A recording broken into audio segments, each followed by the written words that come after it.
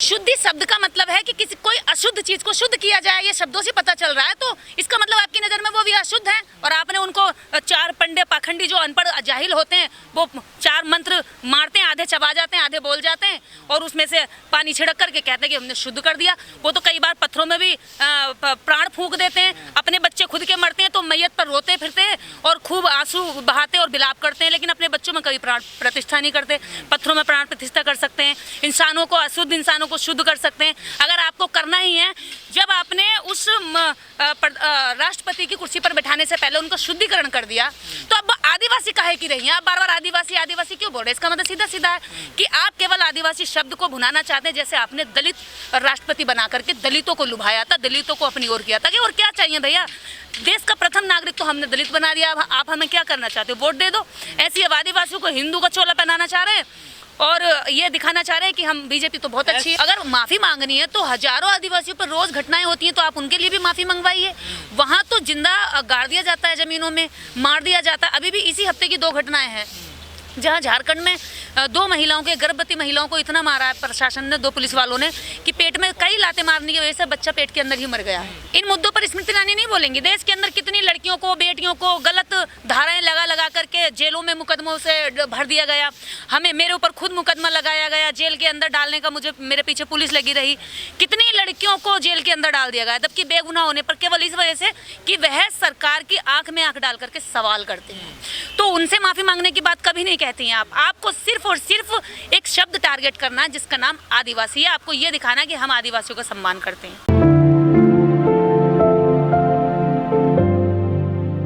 ये तो फैक्ट है। जब अखिलेश यादव जी ने घर छोड़ा और मुख्यमंत्री आवास को हमारे नए मुख्यमंत्री जी उसमें प्रवेश करते हैं, तो गाय के कई किलो मूत्र को मंगाते हैं और पूरे घर को जो है शुद्ध कराते हैं और गोबर से शुद्ध कराते हैं। देखिए, एक जानवर की पोटी यानी कि मल, जिसको हम शुद्ध भाषा में टट्टी कहेंगे, वो इनकी नजर में शुद्ध है।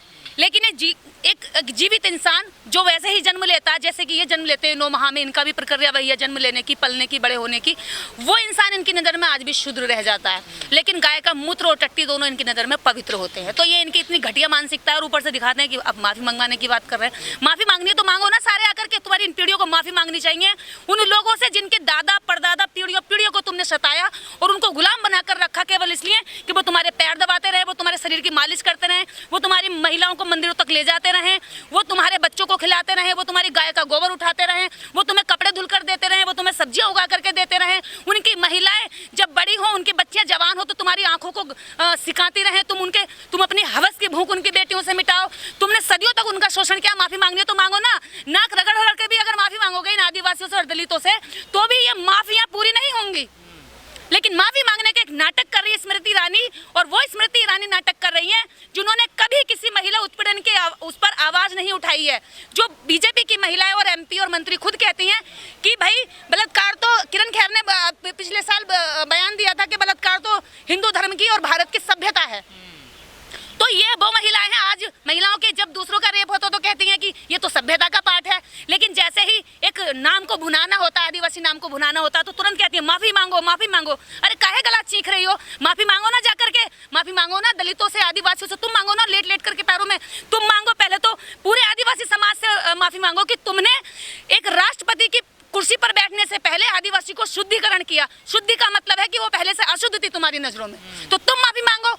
पहले तो तुम्हारी माफी मांगना बनता है, लेकिन तुम उस पर बात नहीं करोगे, तुम्हें तो मुद्दा भटकाना है। देखिए, स्मृति ईरानी जी बार बार चीख कर कह रही हैं कि माफी मांगो गरीबों से, माफी मांगो आदिवासियों से, माफी मांगो महिलाओं से, माफी मांगो मतलब उन दलित आदिवासियों से।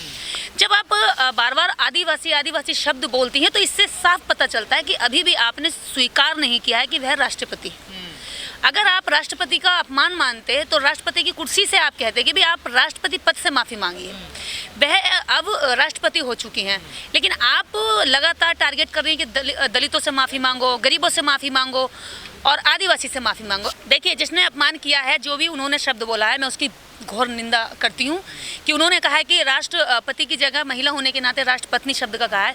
राष्ट्रपति शब्द का केवल एक शब्द है पूरे वर्ल्ड में, जहाँ जहाँ राष्ट्रपति शासन रहता है वहाँ प्रेसिडेंट बोला जाता है। आप प्रेसिडेंट बोल दिए, राष्ट्रीय अध्यक्ष उस शब्द का सही उच्चारण है, आप उसको बोलिए। आप उस पद के नीचे चाहे कोई सा भी जेंडर हो सकता है, मेल हो सकता है, फीमेल हो सकता है, या थर्ड जेंडर हो सकता है, कोई भी जेंडर हो सकता है, ये भारतीय संविधान सबको हक देता है। तो आप इसको इस तरह से कह करके आप कहीं ना कहीं एक महिला का, और दूसरी बात आदिवासी होने की वजह से उनका अपमान आप करने की कोशिश कर रहे हैं या दर्शा रहे हैं कि आपके मन में कोई इज्जत नहीं है। माफ़ी मांगनी है तो यहाँ मांगे, स्मृति ईरानी, हम और सर झुका झुका करके बार बार माफ़ी मांगे, कहें कि हमने एक महिला को, एक देश की नागरिक को, जिसको प्रथम नागरिक बनाने की कुर्सी पर बिठाने जा रहे हैं, उसका पहले हम शुद्धिकरण कर रहे हैं। कि क्यों? इसका मतलब आडंबर, धर्म, पाखंड आप पूरा थोप करके अपने मन को शांति दे करके ये साबित करना चाह रहे हैं कि अभी आप भले ही राष्ट्रपति बनने के लायक हैं, लेकिन हमारे धर्म के हिसाब से, हमारे शास्त्रों के हिसाब से, हमारे वेदों के हिसाब से अभी आप इस कुर्सी पर बैठने के लायक नहीं। इसलिए आपको गंगा के पानी से या फिर गाय के मूत्र से आपको पवित्र करा जाएगा। यानी कि गाय का मूत्र उनके लिए ज़्यादा पवित्र है, दलित और आदिवासी पवित्र नहीं है। क्योंकि जितने भी शीर्ष पर हैं ब्राह्मणों ने हमेशा से या तो सत्ता के पास रहे हैं, इर्द गिर्द, या सेंटर में बैठे रहे हैं।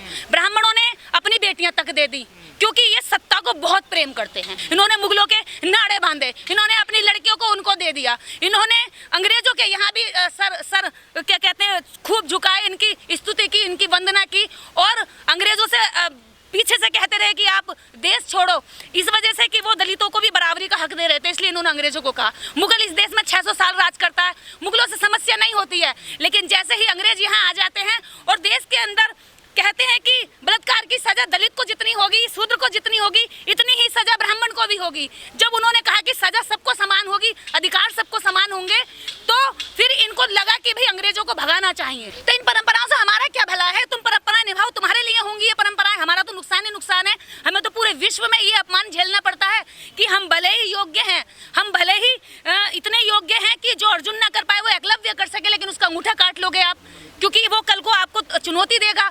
तो आप तो प्रतिभाओं का दमन करते आए हैं अपनी परंपराओं के हिसाब से, तो तुम्हारी परंपराओं को हम स्वीकार करते ही नहीं। लेकिन अगर उसको स्वीकार कर रहे हैं, वहां जा रहे हैं, तो हमें तो आज वही आश्वासन है कि जितना फायदा, जितना हित दलितों का हुआ दलित राष्ट्रपति होते हुए, इतना ही हित अब आदिवासियों का होगा आदिवासी राष्ट्रपति होते हुए। हित भी क्या होता है जो वहाँ की उनकी गुलामी स्वीकार करते हैं। मैं तो उनको बधाई देती हूँ कि राष्ट्रपति पद एक महामहिम, एक बहुत बड़े स्तर की कुर्सी है, जिसके तहत हम सब आते हैं, प्रथम नागरिक की कुर्सी है। लेकिन आप अगर उस जगह पर बैठ करके आप कुछ एक्शन ना ले पाए, गलत को गलत और सही को सही ना कह पाए, आप वही वैदिक परंपरा को निभाने के लिए गुलाम रहें, मजबूर रहें, आपकी केवल कलम इसलिए चले कि आपसे कहा जाए यहाँ चलाओ और यहाँ रोक दो, तो फिर उस कलम को मैं समझती हूँ कि वह बहुत बड़े समाज के हित में नहीं हो सकती, भले किसी व्यक्ति विशेष के हित में हो सकती है। देखिए, उम्मीद तो कर सकते हैं, उम्मीद में क्या, उम्मीद में दुनिया का आयाम है, हम भी उम्मीद कर सकते हैं और देखते हैं। वैसे भी 5 साल हमने पिछली बार उम्मीद करी कि दलितों का कुछ हित होगा। दलितों पर इतने एट्रोसिटी के घटनाएं हुई, इतनी महिला उत्पीड़न के केस हुए, इतने रेप के केस हुए, इतनी घटनाएं तो ऐसी होती हैं जो थाने में ही दम तोड़ देती हैं। थाने वाले ही उसको डंडा दिखा करके भगा देते हैं कि भाई बहुत न्याय की मांग कर रहा है, तेरे कोई अभी थाने में बंद करता हूँ। तो ऐसे ही शायद यहाँ होगा। हर दिन आदिवासियों की घटनाएं हो रही हैं, कौन बोल रहा है मुझे बताइए आप।